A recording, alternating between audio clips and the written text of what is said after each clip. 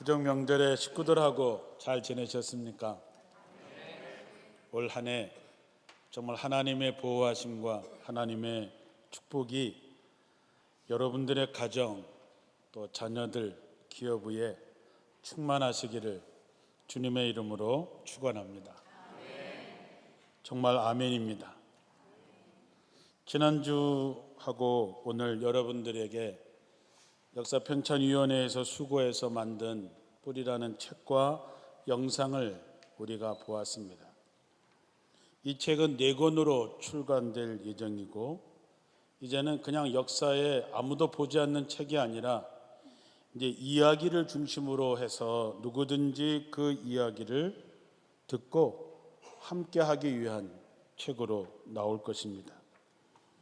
오늘 영상에서 보았던 것처럼 지난 119년의 세월 속에서 우리가 기억해야 할 일들과 인물들이 이야기를 통해서 우리에게 들려집니다. 이거는 우리 교회의 정체성을 보다 분명하게 하고, 그리고 우리가 그분들을 이어나가야 될 일을 찾아서 뿌리가 줄기가 되고, 그 줄기가 담장 넘어 뻗치고 열매를 맺어서 세상의 모든 이들이 하나님의 은혜가 어떤 것인지를 나누려고 하는데 그 목적이 있습니다. 수고하신 편찬위원회와 이 일을 위해서 기꺼이 동참해 주신 분들에게 감사를 드립니다. 내년이 우리 교회가 120주년이 되는 맞이를 하게 됩니다. 무엇보다 중요한 것은 우리가 이렇게 찾아서 기억하는 분들도 계시지만 우리의 기억 속에 담지 못하는 더 많은 분들이 계셨기 때문에 우리가 오늘 이 자리에 있다라고 하는 것을 깨닫는 것입니다.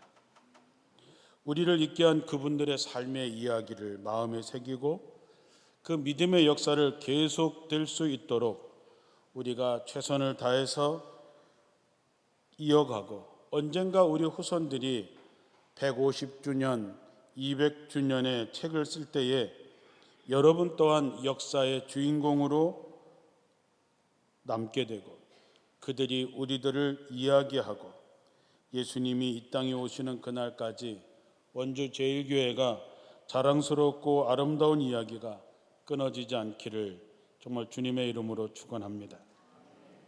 어제가 민속명절인 구정이었습니다.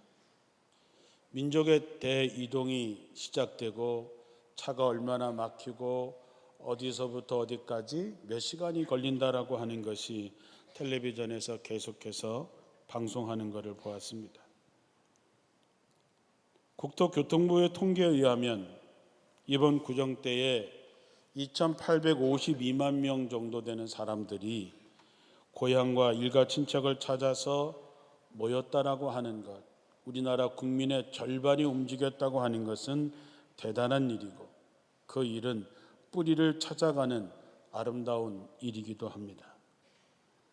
모여서 예배하고 모처럼 풍성한 식사도 하고 조상의 묘를 찾아가서 가문의 뿌리에 대한 이야기도 듣고 모여서 족보 이야기도 하고, 또 우리 집안이 여기까지 오게 된 과정을 이야기하고 약간의 과정을 넣어서 우리가 얼마나 대단한 집안인지 은근히 자랑도 하셨겠지요. 그래서 손주들은 굉장한 자부심을 가지고 아마 돌아갔을 거라고 생각합니다.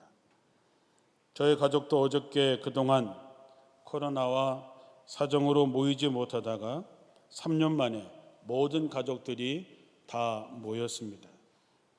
모든 가족들과 함께 예배를 드리면서 우리 가족의 믿음의 여정도 한번 돌아보았습니다. 우리 고향교회 역사가 104년이 되었으니까 우리 집안의 믿음의 여정도 104년을 넘어서고 있고, 어느덧 믿음의 5대가 이어지는 집안이 되고 모든 식구들이 다 예수 믿게 된 것을 보면서 하나님께 감사했습니다. 미국의 선교사님이 시골에 오셔서 우리 할머니 댁에서 방을 얻어서 복음을 전하기 시작하면서 믿음의 여정이 시작돼서 우리 손주까지 하면 5대가 이어져 가는 것을 보면 참으로 감사할 뿐입니다. 하나님께서 여기까지 도우셨다고 하는 에베네셀의 감사함과 세상 끝날까지 함께 하시겠다고 했던 임마누엘의 믿음이 여러분 자손 만대 이어지기를 주님의 이름으로 축원합니다. 이번 구정 때 식구들 하나하나를 보면서 또 자녀 손들을 보면서 여러분은 어떤 생각이 드셨습니까? 어떤 마음으로 자녀들을 축복해 주셨습니까? 창세기 48장에 나오는 야곱이 요셉을 축복하는 장면이 나옵니다.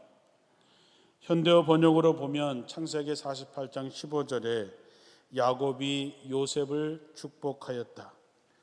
나의 할아버지 아브라함과 아버지 이삭을 보살펴 주신 하나님, 내가 태어난 날로부터 오늘에 이르기까지 나의 목자가 되어주신 하나님, 온갖 어려움에서 나를 건져주신 천사께서 이 아이들에게 복을 내려 주시기를 빕니다.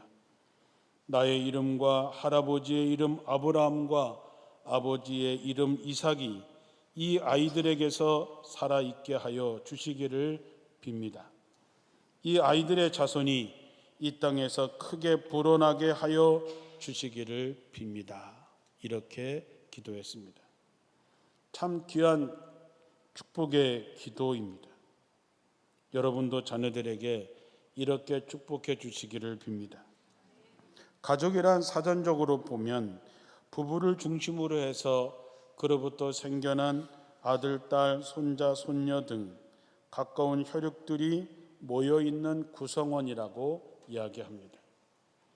그러나 가만히 생각해 보면 우리나라 속담에 부자는 3대를 못 간다라는 말도 있고 권력은 10년을 못 넘어간다는 말도 있습니다. 어느 분야든지 간에 3대가 이어지면 그 가정은 명문 가문이라고 얘기를 합니다. 부모는 훌륭한데 자식들이 이어가지 못하는 경우들이 종종 있습니다. 성경의 엘리 제사장의 자녀들이 그러했고 그 유명한 사무엘도 자식 농사에 실패하고 다윗도 그랬습니다. 부모는 훌륭한데 자식들이 이어가지 못한다면 얼마나 안타까운 일이겠습니까? 때때로 내가 고생하고 힘들지만 내 자식들이 훌륭하게 자라서 부모에게 큰 기쁨과 자랑이 되는 그런 집들도 있습니다. 우리가 교회를 볼 때 큰 교회, 작은 교회 그렇게 얘기하지만 제가 볼 때는 점점 부흥하는 교회, 점점 쇠하는 교회가 있을 뿐입니다. 그것은 기업도 마찬가지고 나라도 마찬가지입니다. 과연 어떻게 될까 하는 것이 궁금한 것이죠. 여러분의 집안도 마찬가지입니다. 지금의 형편이 영원한 것이 아닙니다. 성경을 보면 점점 흥하는 가문이 있고 점점 쇠하는 가문이 있습니다. 여러분의 가문은 과연 어떤 가문일까요? 어떻게 해야 점점 흥하는 가문이 될까요? 결론은 딱 하나입니다. 하나님이 우리와 함께 하시는가를 보는 것입니다. 과거도 중요하고 오늘도 중요하고 미래도 중요합니다. 어느 하나 가볍게 생각할 것은 없습니다. 과거의 조상들의 삶이 오늘을 사는 우리들의 모습을 만들었고 오늘을 사는 우리의 모습은 미래의 자손들을 결정하게 되는 것이죠. 오늘 본문에서 모세가 하나님의 부르심을 받는 장면이 나옵니다. 우리가 이 이야기를 잘 알고 있기 때문에 이 이야기는 하지 않지만 6절에 보면 나는 내 조상의 하나님 곧 아브라함의 하나님, 이삭의 하나님, 야곱의 하나님이다. 그 말을 들은 모세는 하나님 뵙는 것이 두려워 얼굴을 가렸다 했습니다. 하나님께서 모세를 부르신 이유가 뭘까? 이거는 하나님과 모세와의 1대1의 이야기가 아닙니다. 하나님께서 모세를 떨기나무 불꽃 가운데 나타나 그를 부른 이유는 딱 하나입니다. 아브라함에게 약속하셨던, 이삭에게 약속하셨던, 야곱에게 약속하셨던 그 약속을 이제 이루시기 위해서 그의 후손 중에 하나인 모세를 부르신 것이죠. 창세기 12장에 보면 이스라엘의 시작을 알리는 아브라함의 부르심이 있었습니다. 내가 너를 큰 민족의 조상이 되게 하고 너를 축복하여 내 이름을 크게 떨치게 하겠다. 너는 다른 사람에게 복을 끼치는 자가 될 것이다. 그리고 1400년이 흐르고 난 다음에 마태복음 1장 1절에 아브라함과 다윗의 자손 예수 그리스도의 계보라 이렇게 나옵니다.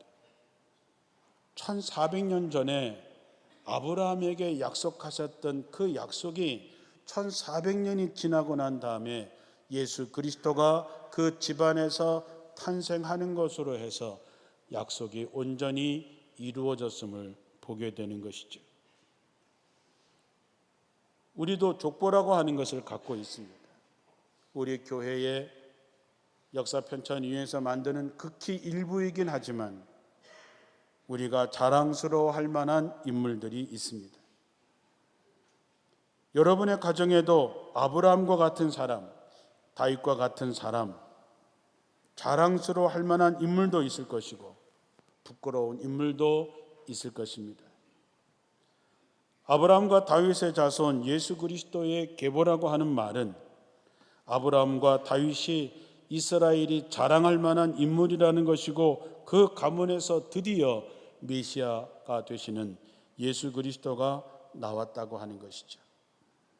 무엇이든 어떤 일이든 시작이 있고 끝이 있습니다.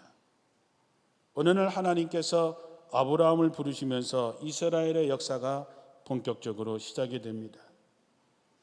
왜 아브라함일까? 왜 하필이면 아브라함일까? 성경을 아무리 봐도 아브라함을 왜 선택했는지 모릅니다. 이렇다 저렇다라고 추측은 하지만 그것은 분명한 이유는 아닙니다.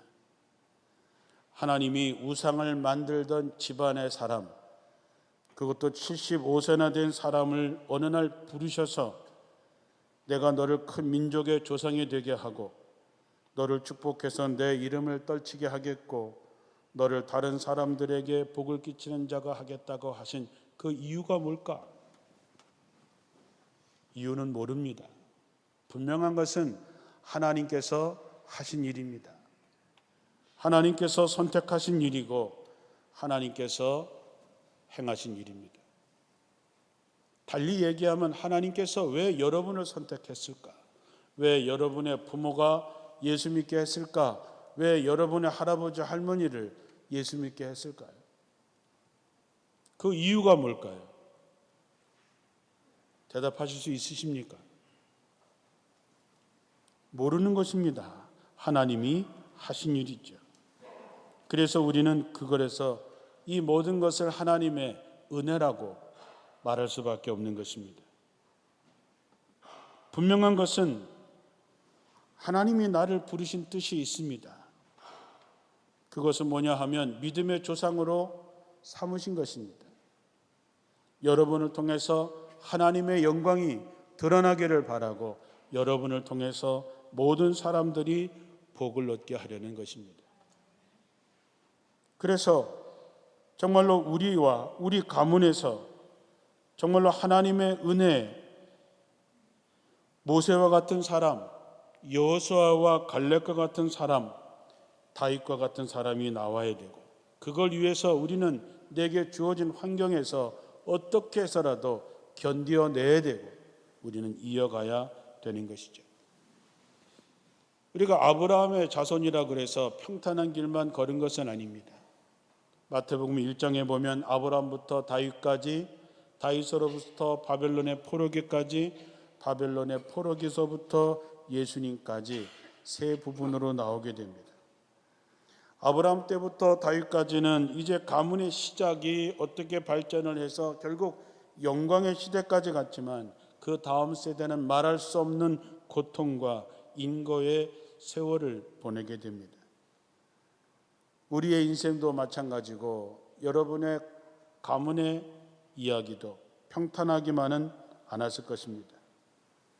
그러나 믿음으로 견뎌낼 때에 하나님께서는 그 가문을 축복의 가문으로 만들어 주시는 것이죠. 아브라함 때부터 시작된 이스라엘은 1400년을 이어온 세월 동안 자랑스러운 조상들도 있지만 부끄럽고 수치스러운 조상들도 있었고 그들의 이름은 성경에 그대로 남아 있습니다. 모든 상황을 견뎌내는 것, 그리고 부끄러움보다는 자랑스러운 조상이 되는 것, 그것이 우리에게 중요한 것입니다. 내가 아무리 힘들고 어려워도 내게 주어진 시간, 내게 주어진 기회에 내가 믿음을 지키고 달려갈 길을 마치고 자녀들에게 그것을 넘겨줄 때에 믿음의 가문은 계속해서 이어져 가는 것이죠. 사람은 이 땅에 태어나서 넉넉 잡고 100년 남짓 삽니다. 이번에 가족들이 모여서 어릴 때 돌아가신 할아버지 얘기를 하면서 할아버지께서 63세 돌아가셨다는 얘기를 들었을 때 저는 할아버지보다 2년을 더 살고 있는 모습을 보게 됩니다. 그래, 우리가 벌써 이렇게 되었니? 제 막내 동생이 올해 회갑이라 자리에 앉았을 때에 그 어렸던 동생들도 이젠 다 회갑이 지나고 사촌들이 태어나고 자식들이 태어나고 손주들이 태어나는 모습을 보면서 우리가 과연 어떻게 살았는가가 우리 자손들에게 선명한 흔적으로 남겠다라고 하는 생각에 좀 더 잘 살아야 되겠다라는 마음을 다시 갖게 합니다. 시간이 지나면 사람들은 다 흔적을 남기게 되어 있습니다. 사도 바울은 예수의 흔적을 갖고 있다 했습니다. 과연 우리는 교회에서 우리 자식들에게 어떤 흔적으로 남게 될까를 생각해 봅니다. 과연 우리는 어떤 믿음의 조상이 될까요? 저는 여러분들이 아브라함을 우리가 믿음의 조상이라고 하듯이 여러분, 우리가 나라의 공을 세운 가정을 국가 유공자라고 하듯이 여러분 믿음의 유공자 같은 믿음의 조상들이 되시기를 주님의 이름으로 축원합니다. 아버지의 믿음 때문에 자식들이 사는, 손주들과 후손들이 사는 일을 우린 성경을 통해서 볼 수 있습니다. 아브라함이 그러한 분이었고 다윗이 그러한 분이었고 한나와 로이스와 유니게 같은 어머니들이 계셨기 때문이지요. 아버지의 믿음으로 후손들이 지켜지는 그런 위대한 신앙의 조상들이 있는 것처럼 여러분들이 여러분의 후손들에게 그런 사람들이 되시기를 축원합니다. 우리가 반대로 민수기 14장 18절에 보면 아비의 죄악을 자식에게 갚아서 3, 4대까지 이르게 한다 했습니다.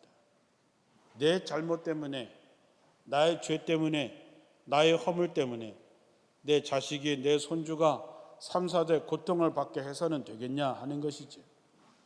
하나님께서는 아브라함에게 약속하시면서 후손이 없을 그때에도 내 자식들을 내가 책임지겠다 말씀하고 다윗에게도 내 후손에서 왕위가 끊어지지 않겠다라고 약속하셔서 후손들이 잘못하고 후손들이 정말로 하나님의 뜻을 벗어났음에도 불구하고 하나님께서는 아브라함 때문에 다윗 때문에 그 자손을 지켜준 일들을 우리는 잘 기억합니다.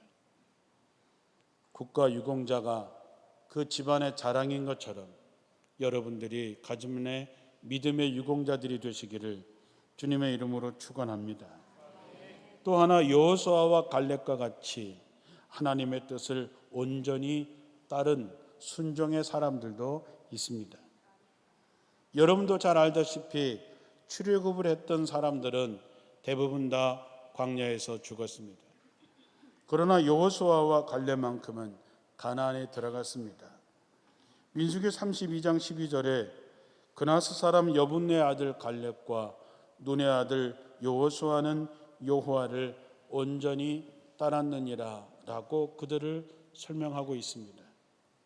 순종의 사람, 하나님의 뜻을 온전히 따랐던 사람들로 기억되시기를 축원합니다. 자식을 위해서 목숨을 걸고 기도했던 이들도 있습니다. 수로보니게의 여인처럼 변화산 아래 아들을 고치고자 했던 아버지, 성경에 자식을 위해서 목숨을 걸고 기도하고 매달렸던 이들이 있었기에 그들의 자녀들이 고침을 받고 구원에 이뤘던 것처럼 여러분은 자녀손을 위해서 정말 목숨 걸고 기도하는 기도의 아버지, 기도의 어머니가 되시기를 축원합니다. 마지막으로 헌신자들이 있어서 복을 얻었습니다. 구레네 사람 시몬의 이야기, 사르밧의 과부의 이야기, 엘리사를 도와주었던 수넴 여인의 이야기, 그런 많은 이야기들이 있습니다. 그들의 헌신 때문에 하나님의 역사는 이루어졌고 그들은 하나님의 복을 받았던 것을 우리는 기억하죠. 여러분은 어떤 종류의 믿음의 조상이 되기를 원하십니까? 우리가 선을 그으면 그 선은 선으로 끝나는 게 아니라 수많은 점들로 이어져 있습니다. 작고 작은 점들이 모여서 선이 되는 것이죠. 역사라고 하는 이 선은 우리에게 있어서 거저온 것이 아니라 수천 년, 수만 년 동안 우리의 조상들이 자신의 점 하나 같은 인생을 살아 버텨냈기 때문에 우리가 여기까지 온 것이죠. 점이라고 하는 것은 아주 작은 것이지만 그 선에서 점 하나 빠져버리면 역사가 끊어지는 것입니다. 그러므로 우리가 정신을 바짝 차리고 우리에게 주어진 자리에서 주어진 삶을 견뎌내고 무엇보다 믿음의 대를 이어갈 수 있도록 믿음의 본을 보여야 되는 것이죠. 여러분은 자손들에게 무엇을 보여주고 있습니까? 모세가 하나님의 부르심을 받은 것은 모세의 잘나고 모세의 그것이 아니라 그의 조상이었던 아브라함과 이삭과 야곱과의 약속을 지키기 위한 하나님의 부르심이었다는 것을 기억하시고 여러분도 어느 때까지 머뭇거리는 것이 아니라 주님의 부르심에 결단하시고 주님의 인도하심을 따라서 여러분들의 자식들에게, 손주들에게, 후손들에게 여러분의 이름이 아름답게, 은혜롭게, 고맙게, 자랑스럽게 불려지기를 주님의 이름으로 축복합니다. 기도하겠습니다.